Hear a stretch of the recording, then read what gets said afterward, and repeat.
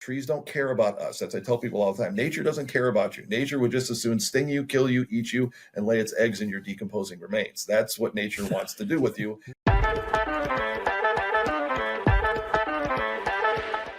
Hey there, welcome to the Stormwater World Podcast. Hey everybody, welcome back to a new episode of the Stormwater World Podcast. Super excited today.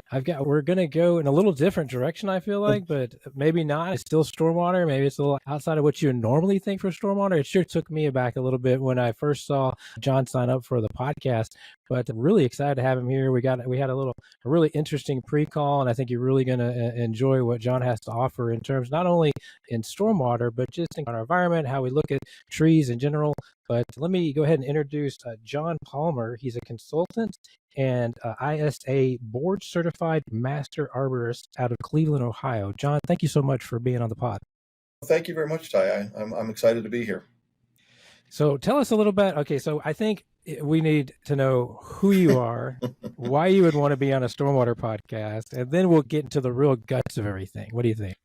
That's fine. As I mentioned before, I went through the proverbial midlife crisis because I lost my career at 40, and I'm like, oh crap, what am I going to do now? And I was desperate, so I was in radio, which is why I have the nice RE20 microphone here. And I was desperate, so I started a landscaping business.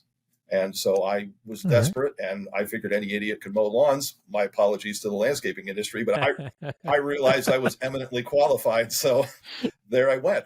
After a few years into that, I thought, man, I don't want to be shoveling mulch when I'm 60. And in trying to solve a problem for one of my clients, I had to do some research on trees. And I came across a word that I'd never seen before. And in trying to figure out what allelopathy was, I came across the International Society of Arboriculture. And through that, I realized, oh, hey, look, they actually provide a program where you could be an ISA certified arborist. And I literally thought to myself, I bet certified arborists make more than landscapers. So I began to pursue that. And that just rekindled a love of science and me and appreciation for nature more than just mowing lawns and shoveling mulch. And so I became a certified arborist about 12 years ago. And because I had a communications background, all of a sudden, people knew me that I could talk. You'll be thoroughly bored by the end of this because that's all I do. But I started speaking to people about trees, about landscapes, of different things like that. I started writing. And as I pursued into that, then I realized, hey, there were conferences where people spoke about trees, and people were very kind and complimentary about most of the things that I was talking about because I'm a communicator. I'm not going to shy away from that. And so I continued to pursue that in my career. And then I was approached by someone about a company about teaching courses about trees, but it wasn't to tree people. Primarily, it was tree people and landscape architects and engineers and architects and forestry people. And I'm like, this is interesting. So I actually developed course curricula to be able to give this working for this company and just doing periodic lectures for them in person. It started out.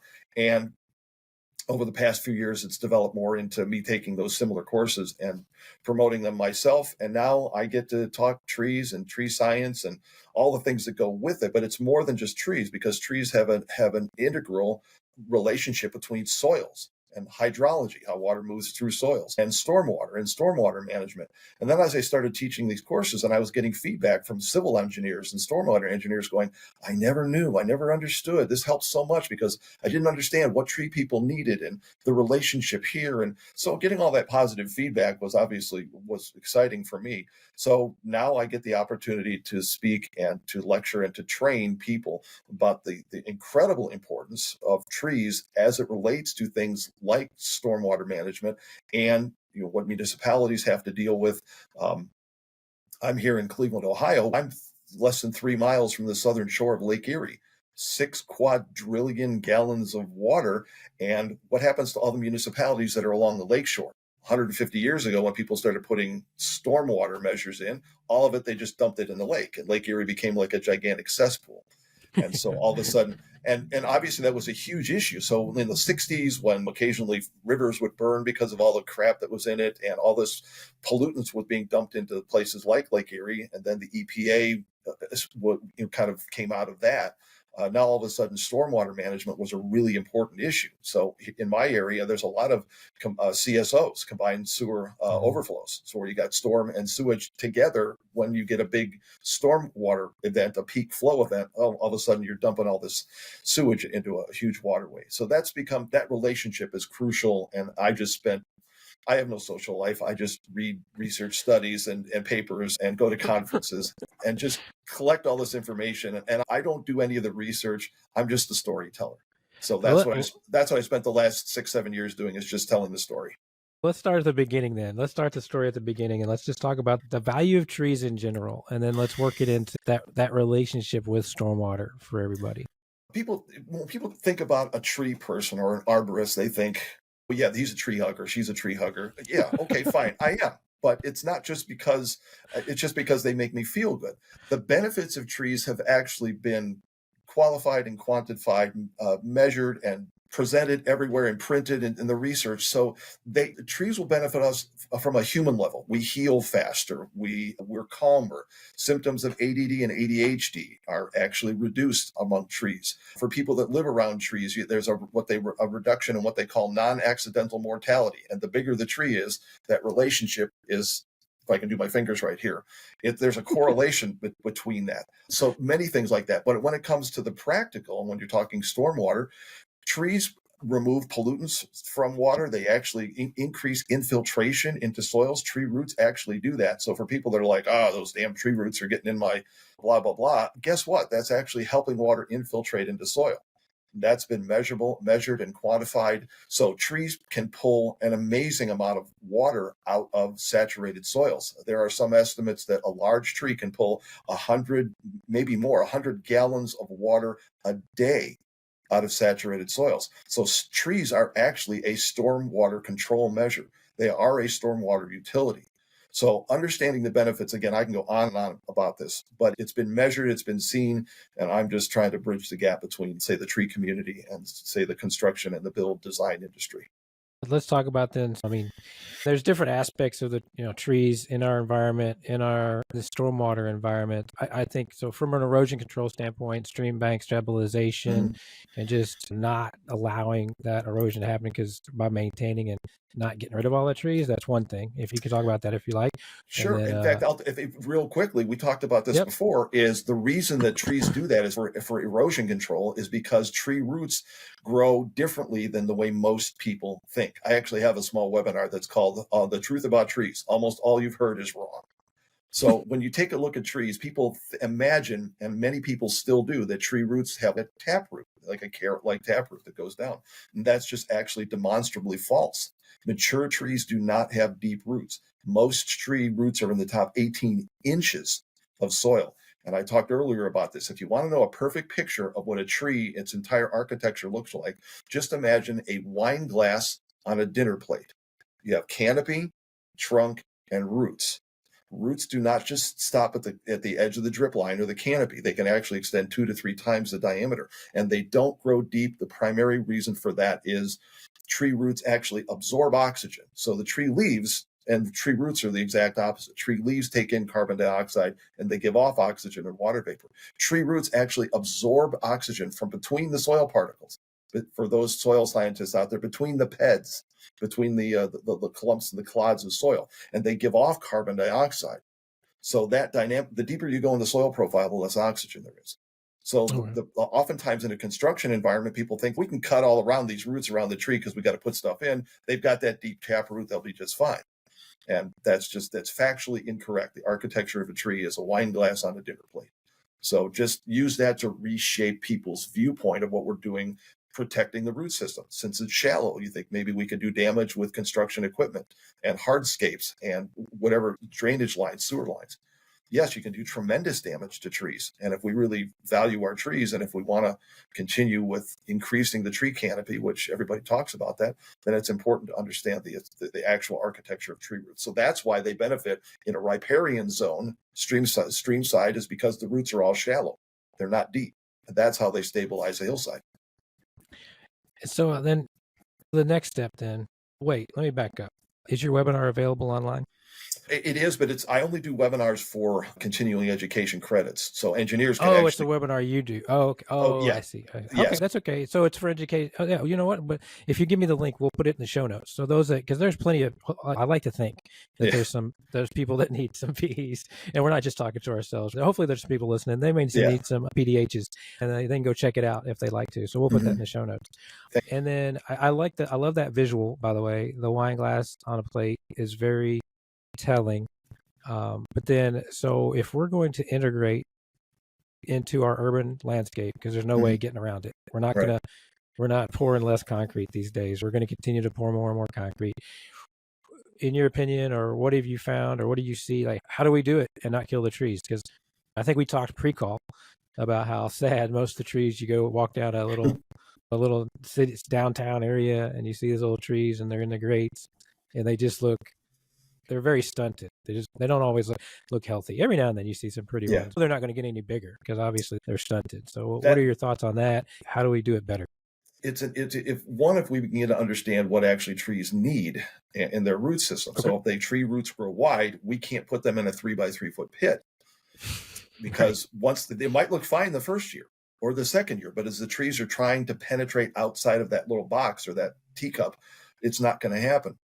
So the interesting thing about trees is I could take 3 trees that are all the same species, same size, and put them in 3 different soil volumes, 300 cubic feet, 300 cubic feet, 1,000 cubic feet, whatever it is. Those 3 trees will grow to 3 different sizes because trees have a genetic blueprint that they are going to grow according to, whether we like it or not.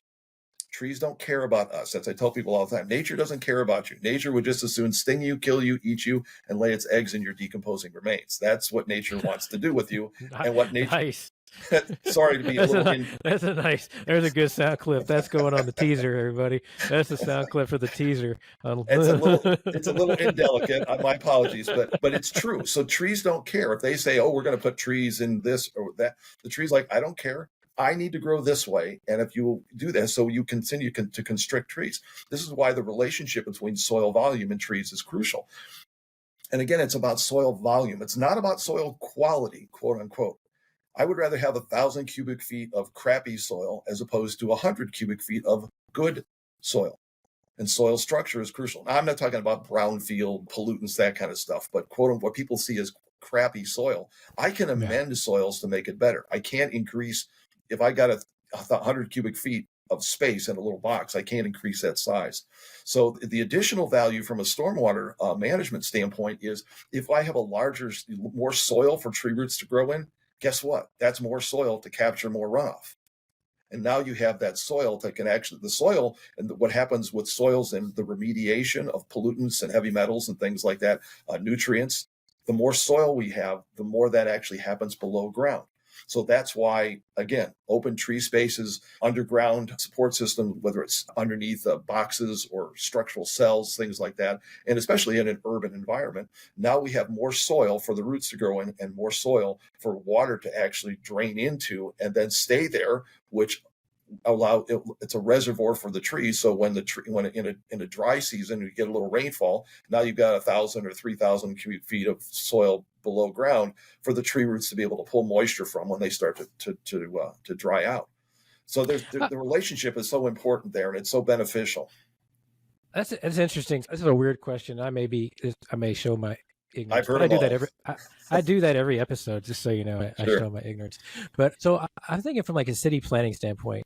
Like, could you technically? So what you're saying, we've got the concrete layer that we're all walking on that we need, and you're saying so if we increase the amount of soil, dirt, whatever, underneath that layer to give the tree the proper room to expand and thrive and be healthy, could we actually calculate? I'm just thinking, if I could say, oh well, straight line, I want these trees to only be 15 foot tall or something arbitrary. I want them to roughly be about 15 foot tall, because then if they branch out because of the type of tree, I'm thinking maintenance and stuff, and overarching on the street. What am I gonna? If I can control the height of the tree, is that fair? Is that possible? Can I do that? Is it a good thing? Is it a bad thing? Like in all the, you know what I'm saying? Am I crazy? Because I understand what you're saying, right? If we increase the soil underneath, then we can get a healthy tree. But then can I also, by restricting that to a certain degree? Can I guess? Can I get a good idea of what I'm going to get on the top? Yeah. Have you ever tried to control nature? It's No, we're human beings. We do it. We try to do it every day. What are you talking about? Every day.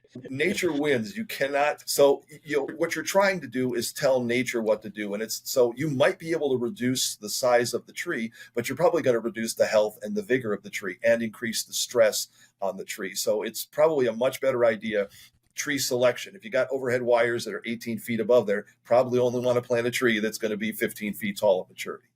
So I would rather plant a tree, have it grow. Yes. Species selection is crucial with that. Okay. And all right. So that's probably the most important thing. The easiest thing, because then you don't have to worry about maintenance. You don't have to worry about the health of the tree. Let the tree do what it does naturally. Leave it alone. I would rather plant a tree and leave it alone, and then you don't have to spend continued money on maintenance. If we give it the right environment, I think that's what we can see more of. Are there any organizations that you're aware of or that you've been working with that you feel like are on the right track or fighting this fight with you? Surely you're not the lone wolf in the stormwater world trying to. No, I'm not. I have the biggest mouth in this particular space, I think, and that's it. No, there's a lot of people out there. There are companies that are trying to learn what can we do. The grower industry, they're trying to find hybrids and cultivars that actually they can grow. I'm sure you've seen them. You go someplace and you realize there's not much space, so they plant a tree that's 18 inches wide. It's just this stick that goes straight up. That's a cultivar that somebody figured out. If you need a skinny tree, you can plant that. I'm like, okay, whatever. So there's lots of that. So the grower side is doing it. The engineering side is trying to do it as well, because they're looking at things like, how can we reduce total suspended solids in our runoff? How can we process more? So the old paradigm was essentially we want to capture as much stormwater and runoff and get it offsite as quickly as possible. So that's why we have these huge catchment systems. That was effective, but not maybe very efficient. So now we have the localized, the word's escaping me. We have the bioswells, the retention basins, whatever people call them, where they're at, trying to keep whatever they're trying to keep. There's 7 names around the world, and I forget. Yeah. But so we're trying to capture some of that runoff and keep it in a particular area. And trees actually help with that. Trees reduce the amount of runoff. Trees have trees intercept rainfall. So that's actually been measured. So I call it the pinball effect. So when a raindrop hits the top of the tree, it bounces, it splits, it runs off, and it's like a pinball, the old pinball games, until it gets that delay. Oh yeah, like Plinko, right? The old Plinko board. Something like that. But so that delay can be measured. The amount of water that what they call the stem flow can be measured. The through fall that comes through the canopy can be measured. The reduction in the amount of rainfall that actually hit the precipitation that hits the ground can be measured. So there's lots of industries. There's lots of research. There's more technology. You've got structural cells in certain scenarios where people can put actually modular units underneath the sub base with that.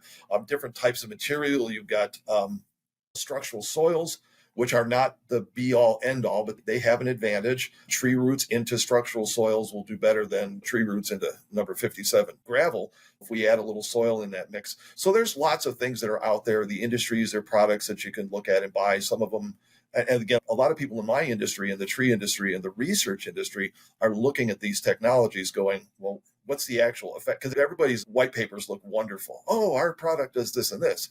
Give me a researcher who's looking at and trying to duplicate what you guys are doing. So that's important to understand. But there's a lot of technology. So I'm not the lone voice out there. I'm just the biggest voice, maybe at least in the Midwest. And by the way, this is iced tea. This is 16-year-old age scotch. Hey, for all you on YouTube, go check out the Arborist drinking in the middle of the day. Sometimes I need it. Believe me, sometimes I need it. I'm jealous. I just keep mine in a cup. You can't tell what I'm drinking. So, man, okay. I'm a new engineer. Like I'm an old engineer, whatever. Let's just say whoever. Let's say I'm an engineer, even though I'm not. What would your suggestion be? Like, it just seems like another complication to an already difficult puzzle, right? So what could you share with somebody or resources they could look at to where they could make better decisions on a design or make better decisions on, I feel like I'd like to think anyways that we try to save trees now where we used to just cut them out. I feel like we try to work around them. We try to keep them, but obviously that maybe is not like from what you're saying, like we keep them, but then we throw them in a little cage or we hurt them. I don't even know if we mentioned this while we've been talking. I know because we had a really good visit pre-call. you come in and you got this beautiful tree and you're trying to work around it, but you end up cutting a lot of that plate, right? Let's go back to that wine glass thing on the plate. Yeah. And we cut the plate down to a saucer. Mm. So is that something that you would say to say, hey, don't, like, let's keep that, let's be cognizant of that? Or what are some tips you could give out, or some actionable things that people could do, listen to this and say, oh, okay, or a resource that they could go look at to just maybe make their designs a little bit more tree health friendly? I think one of the things that the design build industry does not realize, and probably rightfully, but engineers, architects, you have standards. You have ANSI standards, you have AASHTO standards, you have all sorts of different standards that inform what you do. Believe it or not, the tree industry actually has national standards as well. How to plant a tree. Most people would say, give me a shovel. No, it's not like that. We actually have ANSI standards. It's the ANSI A300 standards for tree care. There's actually 10 volumes of that. All of them are based on BMPs. So there are best management practices that correspond to that. So whether it's planting trees or pruning trees, fertilizing trees, watering trees, we have all these standards that most industries outside of the tree industry don't. And this is where some of this is self-inflicted. Oh, you're a tree hugger. And yes, we love trees. But guess what? I have measurable benefits that can be. So from a standpoint of the urban heat island effect, here's what trees can do about stormwater mitigation. That stuff has all been measured. And I don't know that I can necessarily give you resources. There's so many out there. I couldn't pick them out of my brain right off the top of my head, but there are tremendous amounts. But just to know, for my engineer friends, there are standards for tree care and what we do. And here's one in particular. So if you don't cut the roots on a tree, but what happens if you compact the soil around a tree's root zone in that plate area that you were talking about? It's problematic, and here's why. Because of the bulk density of the soil. There's actually been studies that have shown that there is a root limiting bulk density. Different types of soils compact in different ways, sand versus clay, things like that.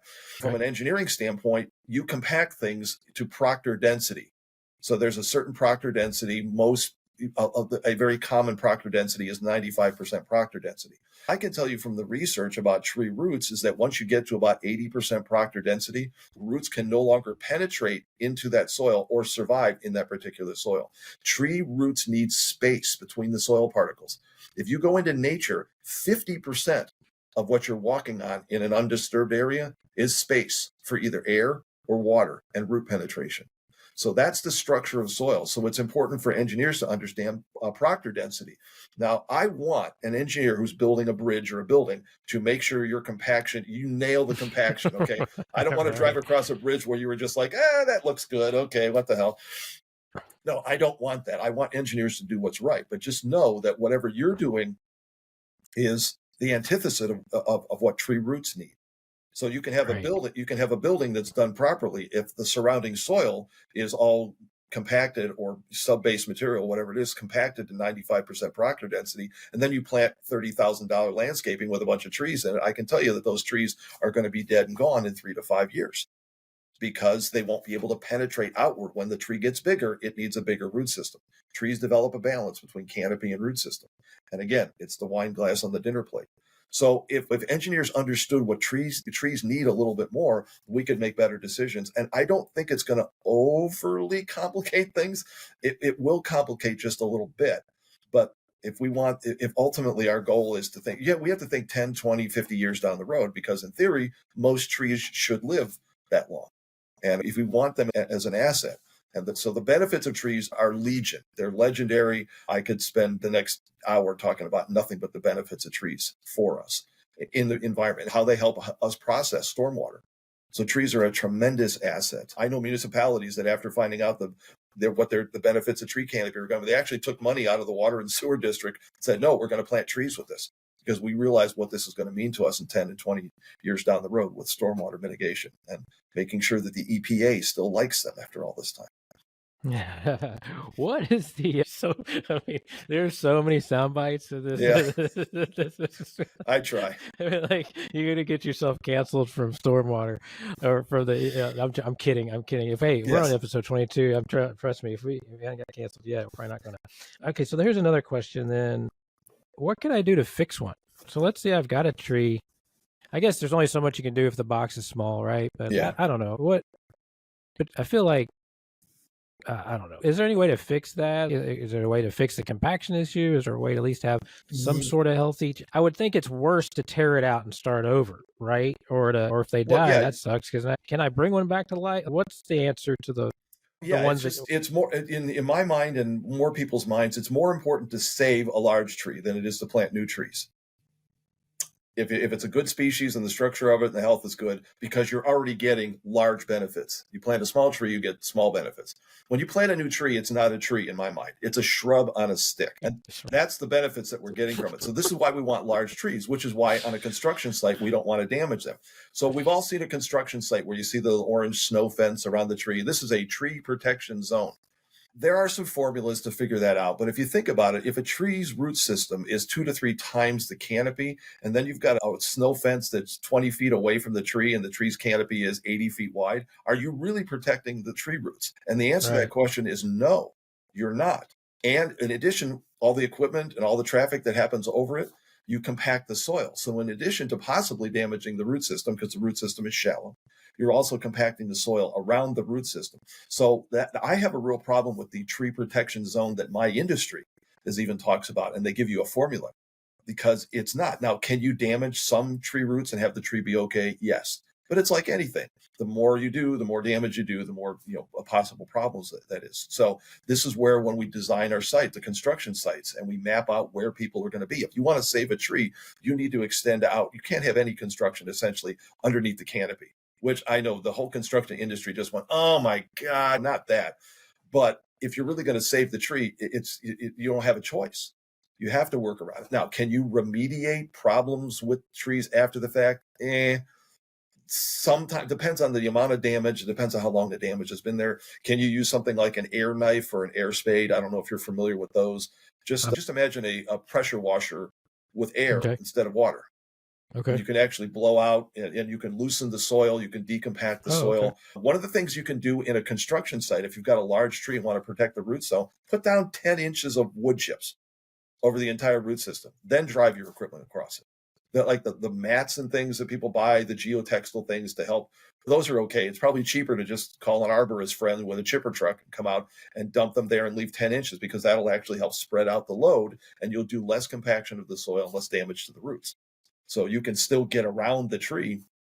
But I think that tree protection zone with the orange snow fence, that's a false sense of security. It allows somebody to check a box, but it's not really protecting the tree at all. And then when the tree declines and dies in 3 or 5 years, then people blame the wrong things. Oh, it's a bug, it's a disease, it's the climate. No, it wasn't. It was the construction damage that happened. Even when people are sincere, I'm not a big fan of sincerity. I know that sounds weird. I'm not a fan of insincerity. The problem is it's possible to be sincerely wrong. And trees don't care. When we do something bad to them, they're like, okay, fine, I'll just die. So an understanding of trees, understanding the relationship between trees and soils and what we can do. And some of the fixes are probably easier than people think. So can you go back and remediate issues? In some cases, the bigger the tree and the more the damage, maybe the harder that's going to be. So I would prefer not to damage the trees in the first place. That's just me. No, I get what you're saying on the sincerity thing. Results matter at the end of the day. We can have all the intentions that we want and we can try to do what we want, but either we're cleaning up stormwater or we're keeping the trees alive or we're messing up our drinking water and we're killing trees. So it's the result, the proof's in the future pudding. Unfortunately, sometimes it doesn't show for quite a long time. Yeah, and that's it because trees are large and long-lived organisms. And they take a long time to grow. They oftentimes take a long time to decline. Not always, but people think I didn't run into the tree with the backhoe, so I'm good. Just what have you done to the surrounding soil? So that's where when I talk to my arborist friends, no, we need to understand pedology. The little clumps and clods of soils are actually called PEDs, PEDS, which is why the study of soils is pedology. So the more we understand that, and then we can communicate that to people and get an arborist, a certified arborist, somebody who's really trained, involved in the design process from the beginning, not just somebody who cuts trees down. There's a difference between arborists and dudes that work on trees. Yeah, there's a big distinction there. Do you see that? Is that a thing? Or are people getting? Is that kind of a mission? Are people getting arborists involved and getting on projects?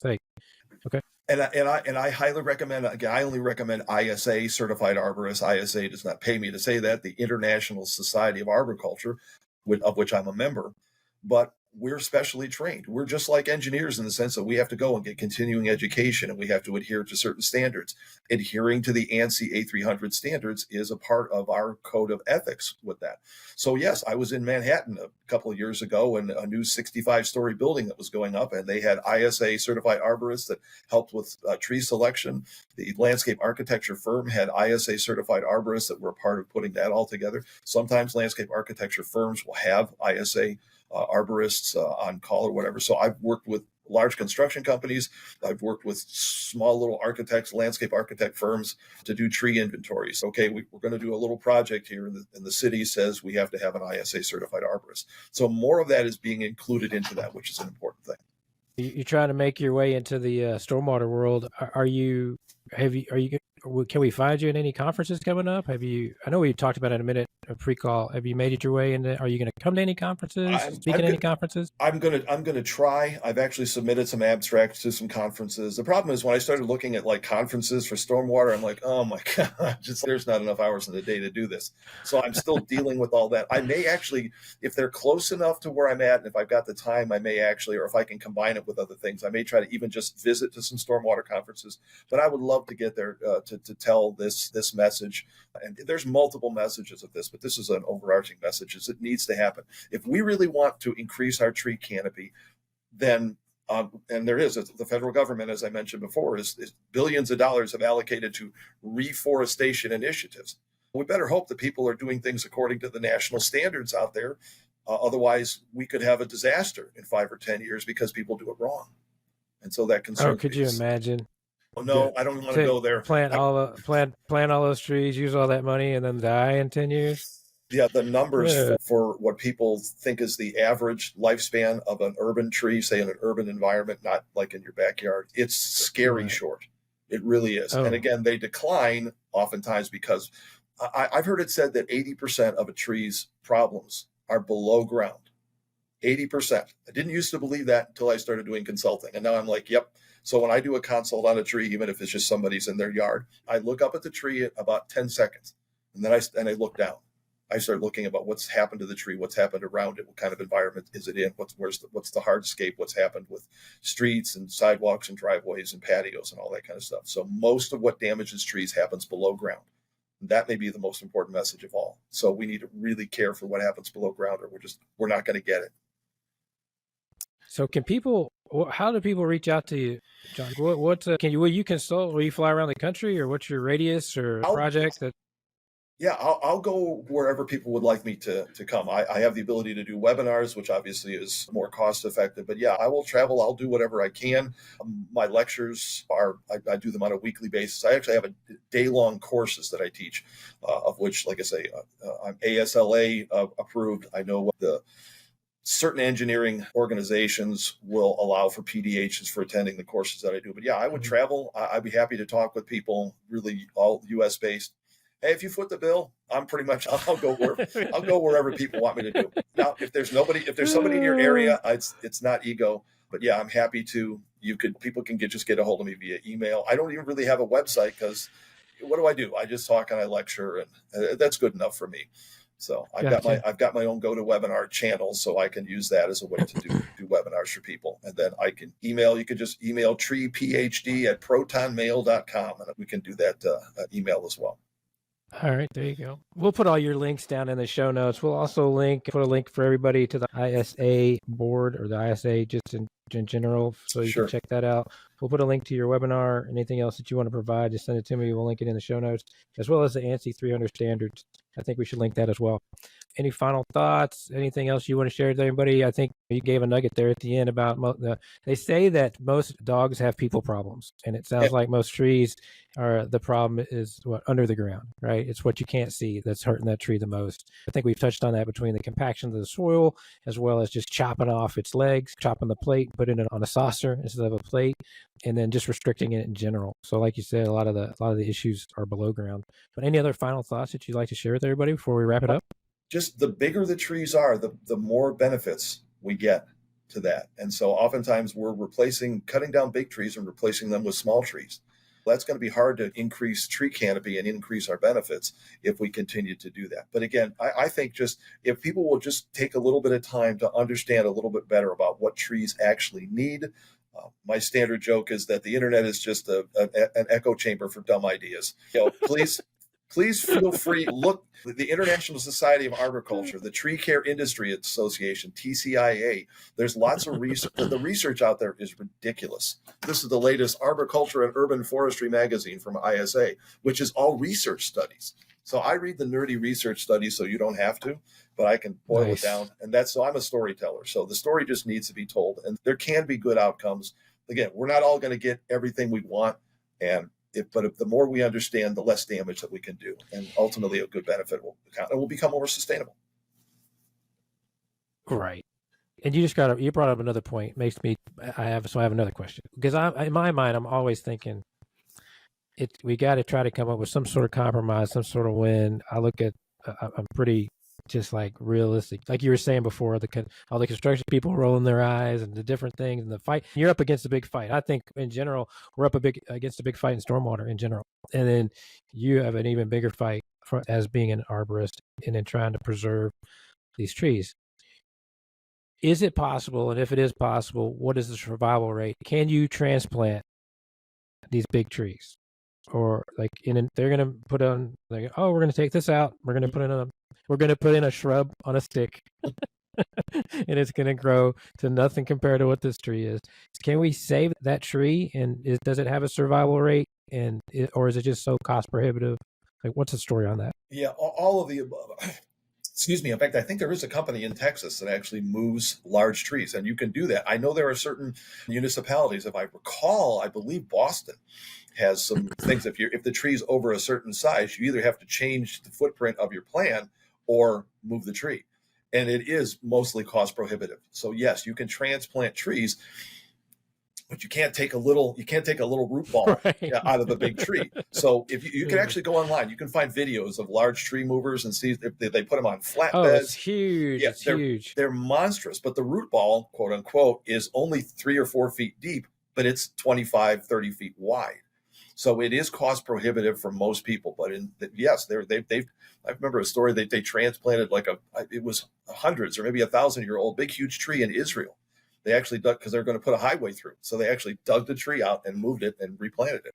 And the transplant rate, if done properly, is similar to the transplant rate of a small tree, if people know what they're doing. But there's probably only a few companies in the world, literally, that can do that. But yeah, it's probably cost prohibitive for most people. I live in Hurricane Central here, where I live in a little town called Orange, Texas, outside of Houston. And it's funny, I am familiar with the size of tree roots based on the trees I've seen that have just been upended. And the massive crater that some of those trees can leave is amazing. And that's when you really get to see. You get to see that real true expansion, and you're not getting to see it all because it's getting ripped up. So you're getting to see a lot more than what you would normally think. Like you're talking about that bulb. And oftentimes people look at that and see that tree fell over because it has a shallow root system. I'm like, no, all trees have shallow root systems. What happened outside of that? Maybe did we constrict the root system? Did we do damage to it in construction or even just foot traffic? Believe it or not, foot traffic, when you walk, the heel pressure of your foot is the equivalent of a pickup truck tire. It's about 25 PSI. So if you want to know why when people walk in grass and you see the little bare path, it's not because they killed the grass. It's because they compacted the soil and roots can no longer grow in it. So just understanding the relationship. So when we're around soils, we refer to them as disturbed soils. When we disturb the soils around trees, that can be problematic. So if there's very little airspace for the roots and the root system isn't going to be healthy, it's not going to be really dynamic, and all of a sudden you get a big storm that comes. It's not necessarily because the storms are getting stronger. It's because we continue to do things to the root system that actually destabilize the tree or make it less healthy. And that's where people just make these assumptions about, it's a bug, it's a disease, it's a climate. Yeah, but what's happened to this poor 100-year-old tree over the last century? And a lot of times we don't have a track record. We don't know. But people assume and make the wrong diagnosis oftentimes. Oh my gosh. If you call John and you've got heavy foot traffic around your tree, do not call him and tell him you think you have a bug problem. It has been clear on this podcast. He is not gonna be happy. That's right, but you can cause a bug problem by compaction. The reason is because if you stress a tree, stressed trees start to produce ethanol, and there are certain insects out there that are attracted to the ethanol. This is why a lot of the beetles in, say, the Rocky Mountain area and in the Rockies and the mountain areas, we see millions of trees dying. We've changed natural hydrology for these poor trees that have been there for sometimes hundreds of years, and then we wonder why the trees decline, and then they're stressed, and then they emit ethanol, and now you get the beetle infestations come after that. So we have a lot more to do with what's happening with the beetle infestation, the pine bark beetle and the mountain beetle and the spruce beetle. We have a lot more to do with that. A lot of people don't realize. Wow. What I heard, though, is, we're out there treating the symptoms instead of the root cause. So the compaction was where it all started. Oftentimes, compaction and hydrology. Putting off that, I was in Chicago last year, and they have an issue with oaks declining and dying. And they're like, what's going on here? Oaks are very susceptible to hydrologic change. You change the hydrologic profile on mature oaks, whether too little water, too much water, that causes decline. And then people are like, oh, the oaks are dying from a disease. I'm like, no, you're causing the problems here underground, and then you're seeing a symptom. Yeah, what happens above ground is generally a sign or a symptom. Gotcha. John, it's been a pleasure. You caught me off guard on this one. I'm so happy that you reached out and came on the podcast. Well, I'm happy you had me. I look forward to getting everybody to get to hear what you have to say. Look forward to seeing you. My wife and I will be at the Ohio Stormwater Show. So even if you don't get a chance to speak, you can just come walk it. I know a couple people in the stormwater world. I can introduce you to some folks if you'd like to meet up since you're there in Ohio. I'm all for that, and I will be there. I think that's at Kalahari, is it not? I know the resort well. Yeah, I just, don't get me started, man. It's a good conference. Hey, everybody, great conference. I just think it's funny that it's at Kalahari, man. But it's a nice place. It's not a nice place. It's just funny to have it there. It's got an indoor swim park, and so you're at a conference. You got a bunch of kids running around. It shouldn't dissuade everybody to go because the conference is in a different section. But it just cracks me up. But hey, kudos to Harry and his team. Yeah. Man, they've done such a great job of keeping that price point down for everybody to be able to learn and gather information there on Ohio. It's such a great show. I'm just disappointed that I didn't know about this until 2 weeks ago when I was talking to a guy. I'm like, you got to be kidding me. There's a stormwater conference in my own backyard. And I was clueless. Oh yeah. I have a lot left to do. I mean, of the ones I've done a lot of stormwater shows, and gosh, I couldn't even, I don't know, whatever, 200 probably. Yeah. If you figure 20, 150 to 200. And it's consistent. The tracks are good. The price point for both attendees and exhibitors is good. The attendance is good. It's well run. It's in my opinion, it's one of the top shows in the country. I'm proud. So it's on my calendar. I'll be there one way or the other. They can't keep me out. I got you.